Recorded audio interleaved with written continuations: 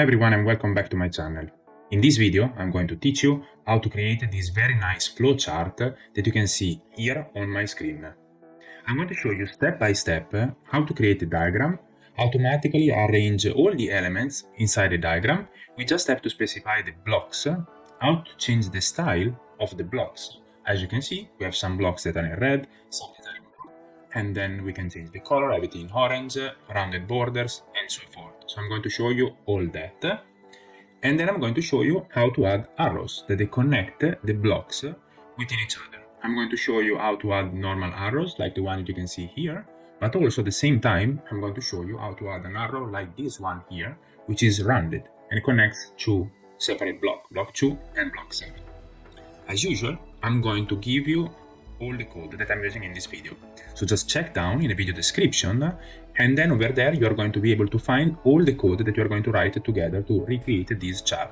While you're there, down under the video, please consider liking the video and subscribing to my channel. It really means a lot to me. And this also helps with the YouTube algorithm because YouTube will suggest this video to other people as well. So you're going to help them as well if you find this video useful. If you want also, you can also consider supporting my work by buying me a coffee or supporting me on Patreon. That would be really appreciated, but of course, you don't have to do that. This video is free and will be forever for free, for you to learn something. I'm going to be compiling the document, the LaTeX document, using VS Code. I have another video on how to compile a LaTeX document inside VS Code, so I highly recommend you to have a look at that if you want to find out more how to set it up on your computer. Now that you have seen what we are going to learn in this video, let's get started. The first thing that we need to do is to create a document class, article. Or you can also have a different type of document class, but we just need to have a document class. So for this example, I'm going to be using the article. In your case, you could be using a report, book, or whatever. It doesn't really matter. The important thing, however, is that we start with this import of the key packages that we're going to need inside this tutorial. These are TikZ, T-I-K-Z, Then we're going to import the shapes.geometric and arrows.meta. This supersedes the old arrows package. Then we're going to import another package that is extremely useful, which is the positioning package. This positioning package allows us to simply specify the distance between the blocks, and then this is going to take care of all the arrangement for us of our flowchart. And then finally, we're going to use the Calc Library. The reason why we're importing this Calc Library is because later on I'm going to show you that to draw this line here, we just want to do a simple calculation, and we just need that library as well.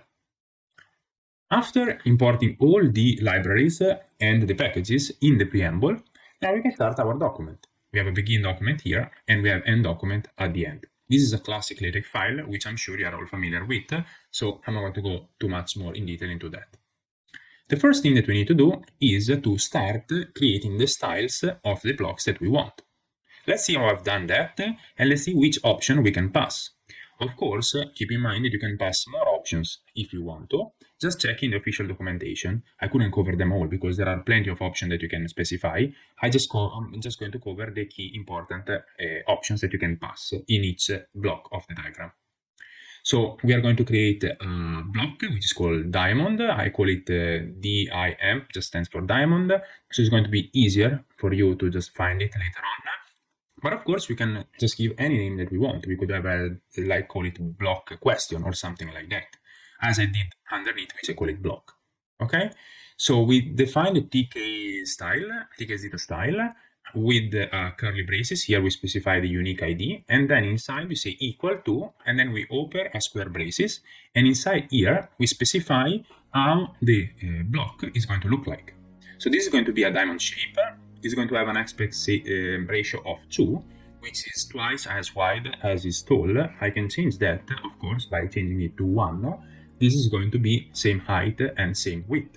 So as you can see, it has changed the shape of the diamond, and it has created a bit of issues here later on, because we have specified that the height between the blocks is 1 centimeter. But don't worry about that, we are going to fix it. And also I think it looks much better if it's an aspect ratio of 2. So let's revert that.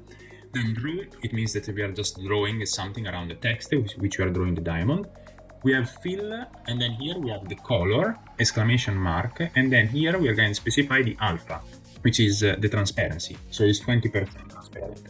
Of course, I could have just said red, and this is going to be an intense red, or I could have said anything between 0 and 100. So I could have changed it to 40, and this is going to have an alpha of 40. So it's going to be, the red is going to be a little bit stronger than the previous one, which was just 20.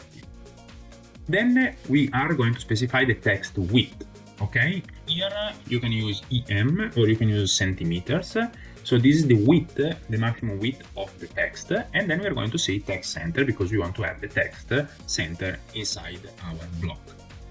Using the same approach, we are going to create the specs of all the other blocks. So let's go through them quite quickly. So we have a rectangle, draw, we saw already, fill, blue, text width 2 centimeter. Let's change that, and I'm going to show you how it's going to affect this block here in the center. Because here we have a lot of text, so if you put 3 centimeter, as you can see, we can give it a bit more space to expand horizontally, and then we just need to have less rows, okay? Because we have more space for the text.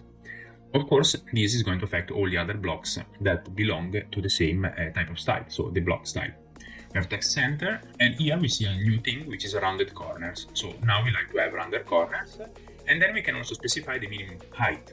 So with specifying the text width, we can get the text width, but then eventually we want to have a minimum height as well, because just we want that is not just too close to the text, okay? So we have to specify a minimum height, which is twice as the font size. This is, I think, what 2em means, but also you can specify in centimeter. And as you can see here in this block in the center, then LaTeX, this is just a minimum height, but LaTeX automatically is going to calculate the real height based on the text that we want to pass inside that block. Let's see the trapezium. So we have trapezium, we specify the 2 angles, so left angle 70 and right angle we are going to specify 110. So then we have, which these should be, I mean, just to look nice, they have to be, one is like 90 minus 20, which is 70 degrees, which is this angle here, and this one is 110 because it's 90 plus 20. You could have had like 60 and 120. The main difference that if you change the angle is going to be a little bit more slanted and it's going to take a little bit more space. Then we need to specify also a minimum height, or actually we don't have to, but it's nice that all blocks have the same height. Text center, draw black, and then we are going to have fill green. What is this draw black? Before we didn't see what it was this draw. This is the border, okay?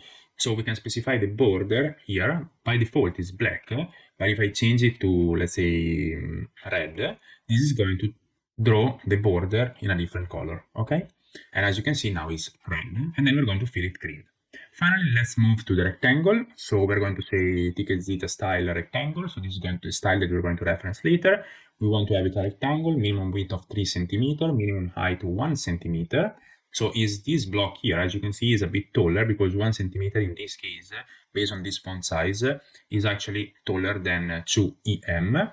We have text center again, draw red, and this is what I just showed you before, and then we're going to have fill orange. Then the last style that we are going to add is the line style. And the line style is just to draw this line here. We say draw, because it's going to draw the line or the border that we saw already. And inside here we could change the color as we did before. And then we have different type of arrows. I like this LaTeX arrow type, which looks like this. But for instance, you could have different arrow type, like with just greater than, and this is going to change the arrow style. But you can also have double greater than, so dash and then 2, and then this is going to change the arrow style to this one. I'm going to revert back to the LaTeX, and I suggest you to just check online all the other different types of arrow styles that you can have. I'm going to put actually link down in the video description where there is a very nice post which talks about the different type of arrows that you can have. So let's have let's bring it up so you can also see. So this one I think is a very nice post, and here just have a look very quickly. These are all the different type of style of arrows that you can have. So let me go back here, and then we're going to place the nodes. Okay, but before we place the nodes, we need to begin an environment which is TikZ picture. And here is where it comes very handy, the library that is called positioning. Why? Because we can specify a node distance of 1 centimeter, which is the vertical distance, and 2 centimeter, which is the horizontal distance. Let me quickly change that for you, so you can actually see how this will affect. So if I say node distance equal to 2 centimeter, we're going to see that the whole diagram is going to increase in height. And the opposite, of course, if I would have decreased it lower than 1, it would have decreased in height. Okay, so now we have it, and we can also change the horizontal distance. We could change it to 1. Just keep in mind that you always need to make sure that everything is working, but in this case also 1 is working, so everything is fine. This text here is not wide enough to create any problem. So you can keep 1 and 1 because it looks like more compact. Here we just have to place the nodes, okay? So the first thing that we need to specify is the node command, followed by a square braces, and inside here we pass the style, so we want to say a rectangle. Then we give a unique ID, this has to be unique, so it's going to be the initial block, and then inside the curly braces, we pass the text that we want to show inside this block here. Let me actually increase a bit the font here, so it's going to be much easier for you to read, okay, and to follow along. So the second block is going to be a diamond, okay, so it's this decision block here. But here, not only we specify the node itself, but also we specify where it's going to be placed as a reference to the first block. So we have to say below equal to of init. Init is the block that we defined before, okay, so not rect, but init because it's the unique ID that we have defined. Keep in mind that in all guides you will find the command below of equal, but this is the old syntax that we were using. Now it's much better to use the below equal of init, and this is where you can leverage actually that positioning package. Then we give a unique ID, as we did before, inside brackets, and then we call it decision1, and then we pass the text decision1. I mean, of course, this is up to you, and you can just pass whatever you want here as a text, and will be reflected here on the right. Let's go quickly through all of them, and I want to show you just a few more things, and I don't want to take too much of your time because I think this is self-explanatory. So we're going to have a block now, right off. So this is also something that you haven't seen before. You can have left off. So we have right off, left off, below. Okay, so these are the main that you're going to use into otherwise would have been above, off, and then we have to specify the unique ID. We saw that before, and here we can also see that I can specify a white shift. So automatically it's going to be on the right of decision 1, but if you really want to, you can manually change the white shift, so place it a bit higher, or the X shift. Okay, so if I change SX shift, this is not going to be anymore here at the top, but it's going to be just move more on the right. Okay, so when you put a positive value, it's going to be more on the right. When you're going to put a white shift, it's going to be higher when you put a positive value, and negative when it's lower when it's a negative value. Okay, here we have a problem with the arrow, and I will show you later. So let's just revert back and we put the white shift. Here I'm adding a block, which is this block 2 under the decision, but just to show you again that you can change and specify the white shift as we did before. And this is going to be the only block that is a different distance from the other blocks. Block 3 is actually very similar to the other blocks, aside that we have added a lot of text inside here. So as you can see, it's going to be a little bit more wordy. It's going to be still centered with block 2, but we have 3 lines of text. And automatically LaTeX arranges that for us, and we saw before that if you increase the width of the text that we allow, we then have less rows, okay, but with a trade-off, and then every other block is going to be a little bit wider, or we could have specified a different type of style from this block alone. Okay, then we have the diamond here, which is no difference from the previous block. We have block 4, again same thing, block 3 same, so no differences, block 5 and block 6. Block 6, the only difference that we haven't seen really before is that it's left off decision 3. Okay, so then we can think these are pretty self-explanatory, and there is nothing else aside of the last one is the trapezium. Okay, but we have defined the trapezium before, and that's it. Let's go and now see the lines, because I think these are quite handy, and I haven't shown you yet how to add lines. To add a line is simple. We just need to use the path command here, and then we have square braces here, And then we are going to have the block that we want to start the line from, which is init. Okay, so we want to start this line here. Let me actually comment out all the lines so you can see which actually line I'm referring to. So I'm referring to this line here at the top. So we want this line to start from the bottom of this start here block and to go to the decision block. So we have to add 2 dashes and then we specify where it's going to end, which is going to end to decision 1. One line that is very interesting that you don't always have to use 2 dashes. 2 dashes means that it's just a straight line. If you want, you can also have a curved line.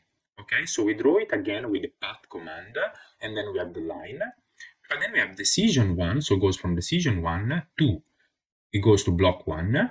But in this case, we have 2 new things. So if we would have put the 2 dashes, then the line would have looked like this, because it starts from the center of this decision box to the center of block 1, and then it's not a straight line.